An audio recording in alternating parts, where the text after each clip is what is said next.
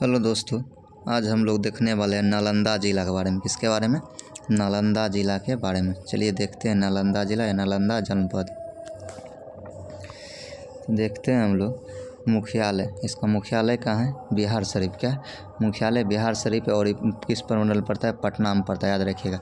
इतिहास, यहाँ विश्व के सबसे पुराना नालंदा विश्वविद्यालय है। क्या है? नालंदा विश्व किसने बनाया था? कुमार गुप्त ने बनवाया था। किसने बनाया था? कुमार गुप्त ने बनवाया था। ऐसी मान्यता है कि महावीर ने मोक्ष की प्राप्ति पावापुरी में की थी, जो नालंदा में स्थित है। कहाँ? नालंदा में स्थित है। बुद्ध के प्रमुख शिष्य में एक सारी पुत्र का जन्म नालंदा में हुआ था। प्रसिद्ध चीनी यात्री हेनसोंग 7वीं शताब्दी में, कब? 7वीं शताब्दी में यहाँ जीवन का महत्वपूर्ण एक वर्ष एक विद्यार्थी और एक शिक्षक के रूप में व्यतीत किया था। इसका निर्माण गुप्त वंश के राजा कुमार गुप्त ने अपने शासनकाल में करवाया था। तो याद रखिएगा। अगला पॉइंट है, याद रखिएगा, यहाँ के नहरें। क्या है? नालंदा में जो नहर है, फल्गु, मोहना, जिरायन और कुम्भारी एवं लोफुमा नहर है, याद रखिएगा। और यहाँ का एक झील, मोस्ट वीवीआई झील है, कहेगा घोड़ा कटोरा झील। कहाँ है? नालंदा में। कहाँ है? नालंदा में। घोड़ा कटोरा झील कहाँ है? नालंदा में। यहाँ एक वन्यजीव अभयारण्य, राजगीर वन्यजीव अभयारण्य। कौन सा? राजगीर वन्यजीव अभयारण्य कहाँ है? नालंदा में, याद रखिएगा।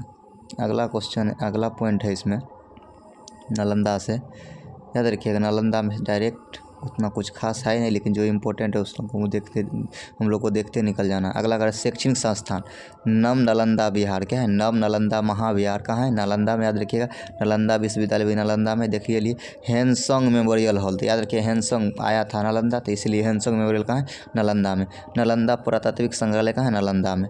यहाँ मेले और सब, सिलाव का मवेशी मेला। कौन सा? सिलाव का मवेशी मेला यहाँ लगता है।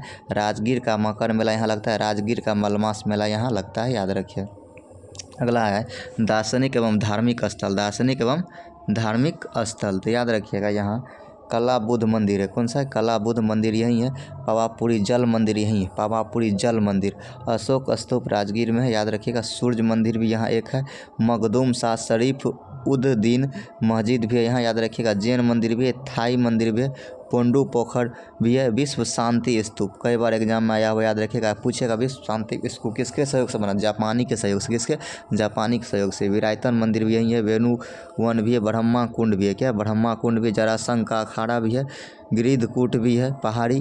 और नेचर सफारी, सोन भंडार गुफाएं, साइक्लोपीनियन दीवार है, मनियारी मठ है, और हेनसंग मेमोरियल हॉल है। बिम्बिसार जेल भी है, याद रखिएगा। चलिए तो अब यहाँ से कौन कौन क्वेश्चन बने हम लोग देख लेते हैं एक बार। एक नंबर क्वेश्चन है, कह रहा है मई 2025 में बिहार के नालंदा महाविद्यालय में कुलपति पद संभालने वाले श्री सचिन चतुर्वेदी किस क्षेत्र से संबंधित है? तो याद रखिएगा अर्थशास्त्र। किससे? अर्थशास्त्र से संबंधित है, याद रखिएगा। चलिए अगला क्वेश्चन पे हम लोग चलते हैं। कह रहा है हर्यक नरेश बिम्बिसार की राजधानी थी। तो राजगिरी या गिरिब्रिज। राजगिरी या गिरिब्रिज था, याद रखिए। हर्यक नरेश बिम्बिसार की राजधानी।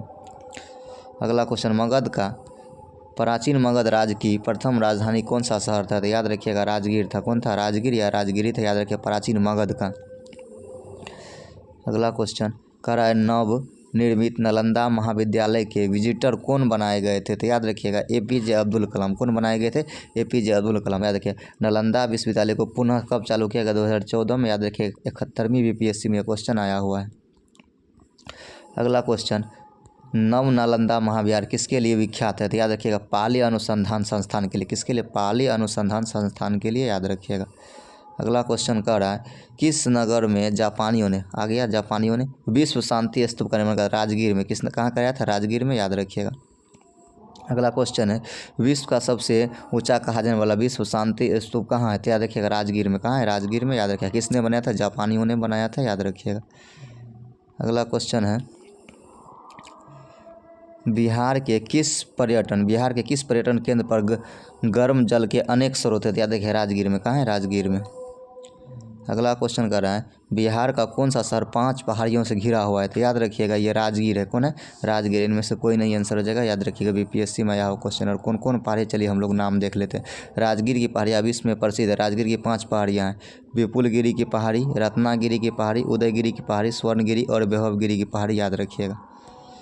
अगला क्वेश्चन है जैन धर्म के अंतिम तीर्थंकर महावीर की मृत्यु हुई कहाँ हुई थी? तो याद रखिएगा पावापुरी। कहाँ हुई थी? पावापुरी में, याद रखिएगा।